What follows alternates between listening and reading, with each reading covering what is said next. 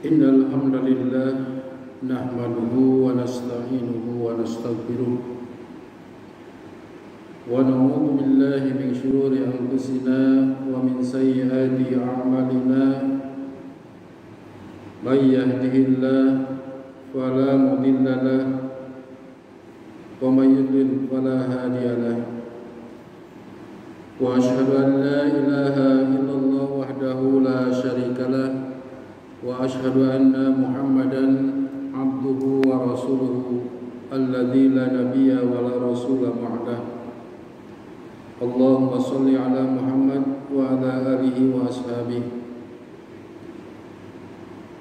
Ikhwatu iman kaum muslimin Majelis Ilmi rahimakumullah, kita akan melanjutkan pembahasan. Kalau pada bulan yang kemarin kita membahas masalah bacaan amin atau bacaan amin ketika membaca ghairil maghdubi alaihim waladhdallin, baik itu ketika berjamaah maupun ketika sholat munfarid. Dan pada pagi hari ini kita akan melanjutkan pembahasan sesuai yang pernah saya sampaikan, bahwa ada di antara sebagian kaum muslimin yang memahami bacaan amin itu ditentukan oleh imam. Kemarin kita bahas bahwa di antara lafaz yang paling dibenci oleh Yahudi adalah kalimat amin dan kalimat salam atau assalamualaikum. Juga kemarin kita bahas masalah idza talal imamu ghairul maghdubi alaihim waladhdallin faqulu amin. Apabila imam membaca ghairil maghdubi alaihim waladhdallin, maka ucapkanlah oleh makmum kalimat amin. Ini mengandung isyarat bagi sebagian kalangan bahwa pertama, yang membaca amin itu bukan imam melainkan makmum, kalau hanya menggunakan hadis ini. Karena kalimatnya adalah apabila imam membaca ghairil maghdubi alaihim waladhdallin faqulu, maka ucapkanlah oleh kalian yakni makmum kalimat amin. Jadi ada isyarat bahwa sebagian kalangan membaca amin itu hanya diperuntukkan makmum ketika sholat berjamaah, sekalipun sebagian besar jumhur ulama, bahkan 4 madhab ya, mereka berpendapat bahwa bagi makmum membaca amin itu diucapkan dengan jahar ketika mendengar imam mengucapkan ghairil maghdubi alaihim waladhdallin. Sementara sebagian lagi seperti Imam Abu Hanifah atau madhab Hanafi, bahwa makmum itu mengucapkannya sirran, dalam pengertian pelan dibandingkan dengan imam.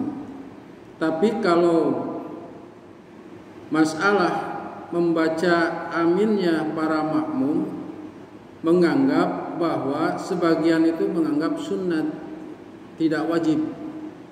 Tapi bagi orang yang membaca ghairil maghdubi alaihim waladhdallin, sebagian kalangan menganggap wajib.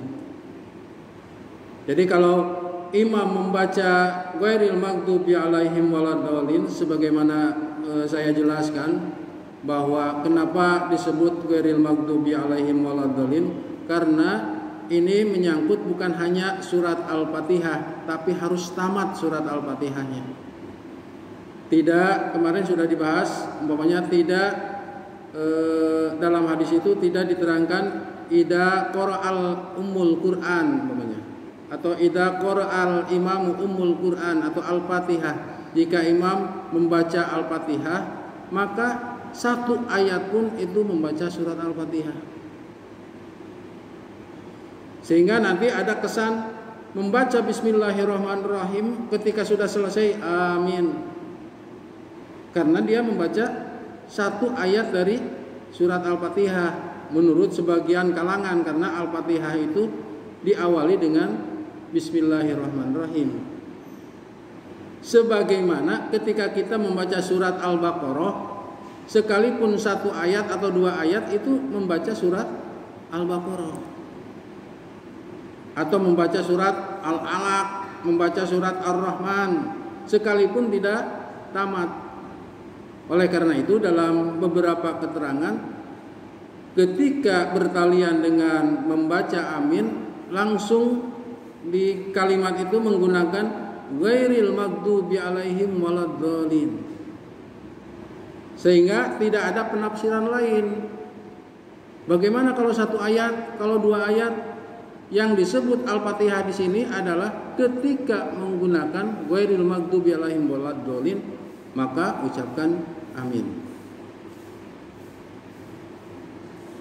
Ihwatul kiram rahimakumullah, yang kemarin saya janjikan itu adalah ada sementara kalangan yang membaca amin itu disebabkan membacanya amin imam, sehingga ada kalangan ketika sholat berjamaah itu menunggu bacaan aminnya imam, karena dilihat dari gramatika atau tata bahasa Arab. Kan dalam bahasa Arab itu ada kalimat fi'il, kata kerja yang telah, yang sedang atau akan, dan perintah. Kalau perintah kan supaya melakukan. Kalau telah itu berita tapi sudah gitu. Saya sudah membaca, berarti sudah. Saya akan membaca, belum. Saya sedang membaca, sedang gitu. Jadi ada fi'il madi, telah, akan itu, dan sedang itu fi'il mudhari, perintah itu fi'il amar. Nah, dalam hadis riwayat Bukhari Muslim ada kalimat begini. Qala Nabi sallallahu alaihi wasallam, idza ammanal imamu fa aminu. Perhatikan, idza ammanal imamu fa aminu. Jika, kata Nabi atau Nabi sallallahu alaihi wasallam bersabda, jika imam telah membaca amin karena menggunakan fi'il yang telah lalu, fi'il madi, ammana yu'amminu. Ammana itu telah kalau dalam tata bahasa Arab. Jika imam telah membaca amin, jadi bukan jika imam membaca ghairil maghdubi alaihim waladdallin, bukan itu. Tapi jika imam telah membaca amin, fa aminu, maka makmum juga membaca amin. Maka bacalah makmum juga amin. Sehingga mereka menyimpulkan bahwa membaca aminnya makmum itu dikaitkan dengan membaca aminnya imam. Sehingga begini, umpamanya si imam mengucapkan ghairil maghdubi alaihim waladdallin, amin, itu sudah membaca amin imam.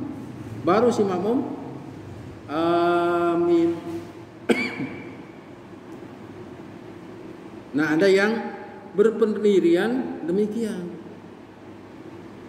Padahal dalam tata bahasa Arab tidak semua dapat bermakna seperti itu, sekalipun menggunakan fi'il madi. Coba dalam beberapa hadis atau Al-Qur'an, umpamanya idza laqitahu fasallim alaihi. Jika laqitahu itu adalah fi'il madhi.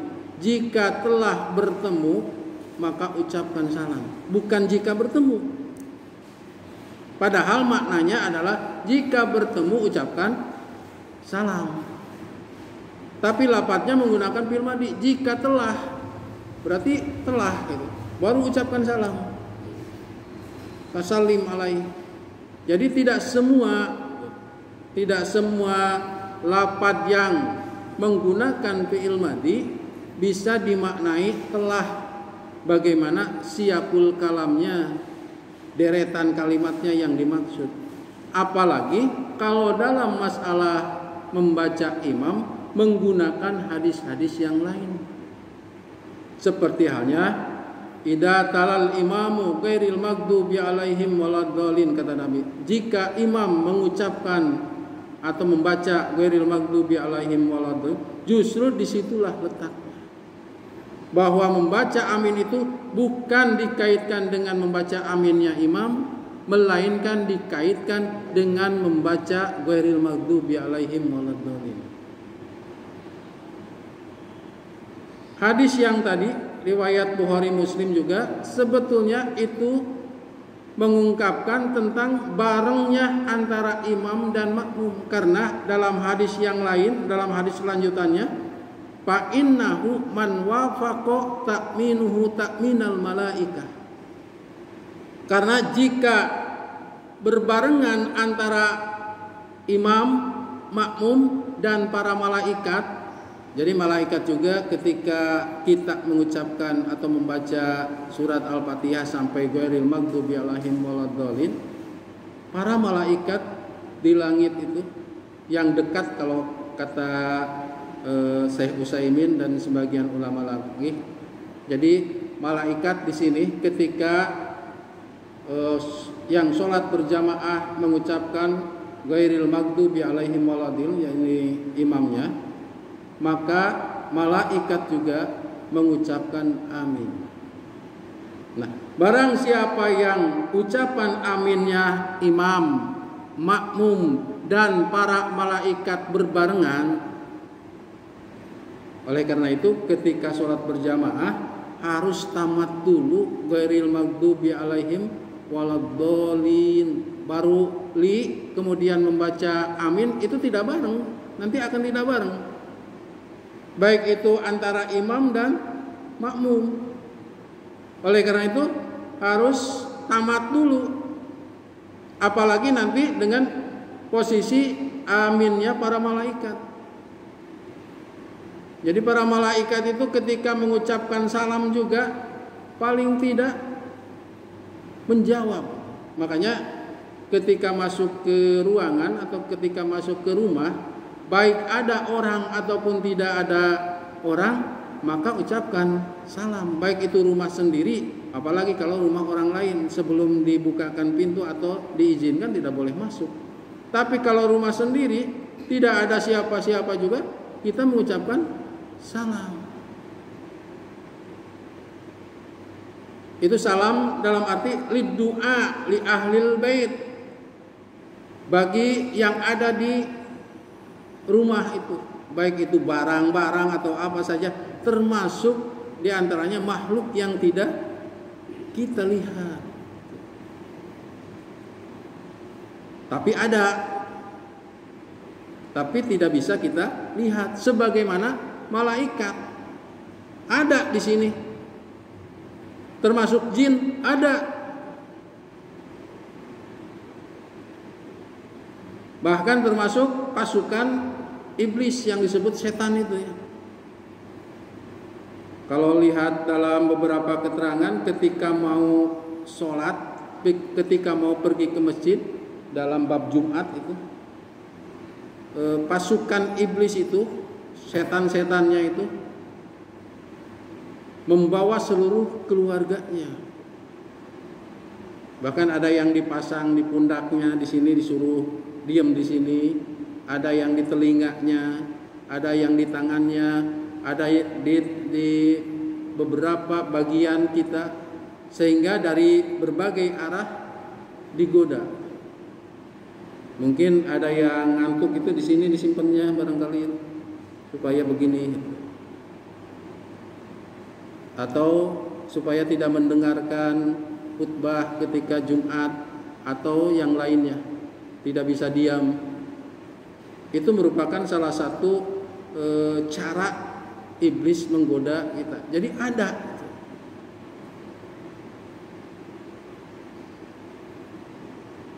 Bahkan kita pun sebetulnya bisa ketika ada bisikan-bisikan yang akan mengaburkan diri kita kepada hidayah, itu adalah bisikan setan.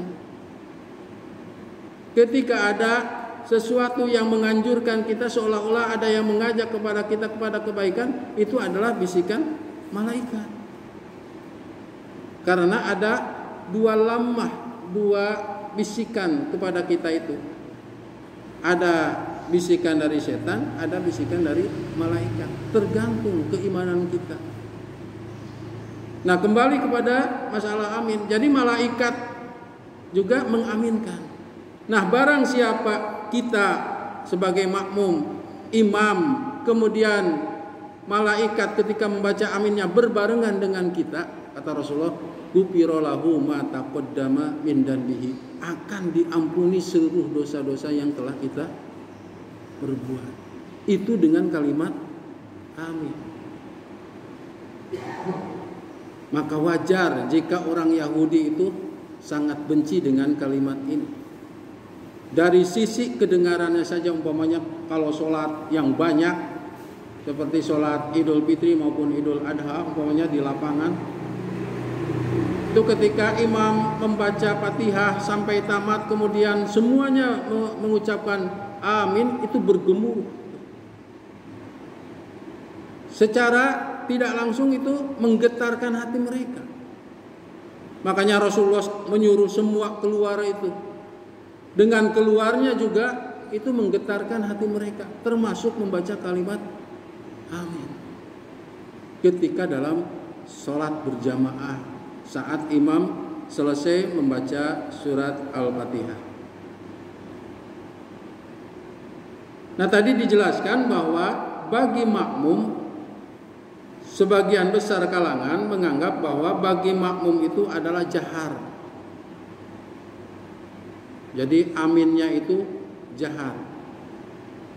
Jahar itu kenceng. Jadi ketika imam ghairil maghdubi alaihim waladdallin amin, jadi terdengar. Sementara menurut Imam Abu Hanifah madhab Hanafi cukup sirron, tidak terdengar juga, itu sudah mencukupi. Jadi menurut sebagian besar bahwa ketika imam jahar, makmum juga jahar. Ketika sholat sendiri tentu saja kita juga sirron. Sholat sendiri ketika tidak dijaharkan ya bacaannya, maka membaca aminnya juga tidak dijaharkan. Bagaimana kalau sholat sendiri tapi dijaharkan? Dijaharkan juga sesuai dengan bacaan. Nah, sementara bagi imam, sebagian kalangan karena menggunakan hadis, maka imam juga membaca aminnya jahar. Kenapa demikian? Seperti tadi, idza ammanal imamu fa aminu, jika imam membaca amin berarti kedengaran amin itu. Kedua, hadis dari Wa'il bin Hujr, salah satu sahabat yang pernah saya singgung, di antara sahabat yang menerangkan dan melihat langsung bagaimana sholatnya Rasulullah Shallallahu Alaihi Wasallam. Jadi mulai awal sampai akhir beliau melihat sholat Rasulullah itu, gerakan-gerakannya, terutama masalah gerakan ruku, sujud, sampai tahiyat, sampai isyarat telunjuk saja diterangkan oleh Wa'il bin Hujr. Dan salah satu sahabat yang menerangkan tentang menggerak-gerakan telunjuk itu adalah sahabat Wa'il bin Hujr. Sekalipun ada hadis yang menyatakan tidak menggerak-gerakkan, berarti ada dua versi, menggerakkan atau memberi isyarat tapi tidak digerak-gerakkan. Sama sebetulnya dalam beberapa keterangan ketika Rasulullah Shallallahu Alaihi Wasallam dalam satu riwayat membaca dalam sujudnya itu Subhana Rabbiyal A'la, tapi riwayat lain sahabat menerangkan ternyata dalam sujud itu membaca Subhanakallahumma Rabbana wa bihamdika Allahumma gfirli. Sebagian lagi sahabat menerangkan bahwa ketika sujud itu membaca Subuhun Kudusun Rabbul Malaikati Warruh. Ini artinya silahkan pilih, mau membaca ini, membaca ini, membaca ini. Sama juga dalam tahiyat, ada yang menggunakan tahiyat riwayat Muslim, ada yang menggunakan riwayat Bukhari Muslim. Artinya ada yang menggunakan at-tahiyatul mubarakatus shalawatut thayyibatu lillah, kesananya sama. Ada yang menggunakan at-tahiyatu lillah was-shalawatu wat-thayyibah assalamu alayka ayyuhan nabiyyu wa rahmatullah wa barakatuh, kesananya sama. Artinya boleh keduanya digunakan, kalimat atau lafaz tahiyat. Nah, itulah yang diterangkan oleh Wa'il bin Hujrin, sampai menggerak-gerakkan saja. Fara'aituhu yuharrikuha yad'u biha, maka aku melihat Rasulullah Shallallahu Alaihi Wasallam menggerak-gerakkan telunjuknya sambil berdoa. Berarti ketika tahiyat itu ada doa. Salah satunya adalah bacaan tahiyat itu, at-tahiyatu lillah, sambil menggerak-gerakkan. Di sisi lain dari Jabir, la yuharrikuha, tidak menggerak-gerakkan di satu sisi. Nah, kembali ke hadis Wa'il bin Hujrin. Kata Wa'il bin Hujrin, sami'tu Nabiyya sallallahu alaihi wasallam, aku mendengar Nabi sallallahu alaihi wasallam qara'a ghairil maghdubi alaihim waladdallin. Beliau membaca ghairil maghdubi alaihim waladdallin. Faqala amin, maka dia membaca amin. Berarti dia sedang imam, disaksikan oleh Wa'il bin Hujrin. Dan ketika dia mendengar ghairil maghdubi alaihim waladdallin, kata Wa'il bin Hujrin, Rasulullah membaca amin. Bukan hanya sekedar membaca amin, kata Wa'il, wa muddu biha sautahu, beliau memanjangkan, berarti terdengar oleh Wa'il suara aminnya. Madda itu panjang. Ada yang mengartikan jadi terdengar aminnya. Jadi Rasulullah Shallallahu Alaihi Wasallam ketika membaca ghairil maghdubi alaihim waladdallin, kata Wa'il, aku mendengar Rasulullah Shallallahu Alaihi Wasallam membaca amin, bahkan aminnya panjang. Jadi bukan ketika makmum itu, apalagi imam, ghairil maghdubi alaihim waladdallin amin. Kan suka ada ya terdengar anak-anak. Kalau bapak-bapak kebawa oleh anak-anak gitu. Terutama kalau sholat Jumat, baik itu ngeduluinnya kebawa oleh anak-anak, akhirnya duluan membaca aminnya, padahal imam belum tamat membaca waladdallin. Itu kadang-kadang terbawa oleh anak-anak sudah amin, kebawa bapak-bapaknya, padahal harus tamat dulu karena imam juga membaca amin. Nah, dalam hadis ini madda biha sautahu, jadi amin terdengar oleh Wa'il bin Hujr. Ini para ulama mengatakan bahwa aminnya imam itu dikeraskan ketika bacaannya bacaan keras, dalam pengertian dijaharkan dalam sholat jahriyah. Karena dalam sholat itu ada jahriyah, ada sirriyah. Maghrib jahriyah, sirriyah. Ada jahriyah 2 rakaat pertama, ada sirriyah rakaat ketiganya kan. Tapi kalau sholat subuh kan jahriyah dalam pengertian bacaan Fatihahnya dua rakaatnya dikencengkan. Maka tentu bacaan aminnya juga kenceng. Tapi ketika dalam sholat maghrib rakaat ketiga imam membaca Fatihah termasuk makmum membaca amin enggak? Membaca tapi sirron karena bacaannya juga sirriyah dibaca ya, makanya sering terdengar Nabi itu membaca dalam sholat zuhur umpamanya kedengaran sebagian. Jadi membaca kelihatan Rasulullah itu menggerak-gerakkan, terlihat geraknya lihyah itu jenggotnya, jadi bergerak, berarti Rasulullah membaca. Bahkan dalam hadis yang lain, aku sering diperdengarkan sekilas gitu. Jadi saya pernah menjelaskan sekilas juga ketika membaca dalam surat sirriyah, sholat sirriyah, umpamanya sholat asar ataupun zuhur, atau bahkan 2 rakaat sholat jahriyah seperti isya 2 rakaat yang terakhir, atau maghrib 1 rakaat terakhir, itu sering dengar kan, apalagi kalau pengeras suaranya yang hebat ya, jauh saja kedengaran, kayak di Masjidil Haram kan jauh itu, agak jauh, tapi langsung tuh. Ya mungkin itu alatnya yang mahal ya, jauh dengan Al-Huda, harus dekat begini, jauh saja bisa terdengar.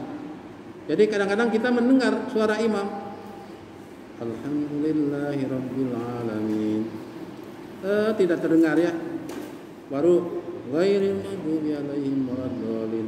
Jadi ahyanan terkadang terdengar. Artinya di situ pun membaca, tapi sirran, tidak diperdengarkan secara utuh kepada yang lain. Nah, ketika sirran juga sebetulnya membaca amin kita. Karena patokannya membaca amin itu dengan surat Al-Fatihah tamat, ghairil maghdubi alaihim waladdallin, termasuk dalam bacaan sholat jenazah. Kan membaca surat Fatihah dalam jenazah itu. Kita juga membaca amin ketika membaca ghairil maghdubi alaihim waladdallin, ucapkan amin. Karena perintahnya idza tala ghairil maghdubi alaihim waladdallin faqulu amin, ucapkan. Karena ucapannya sirran dalam sholat berjamaah, ucapan aminnya juga sirran.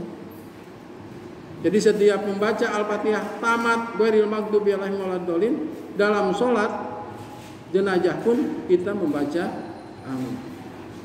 Jadi imam juga sebetulnya membaca amin, bahkan sebagian kalangan menganggap bahwa yang jahar itu adalah imam,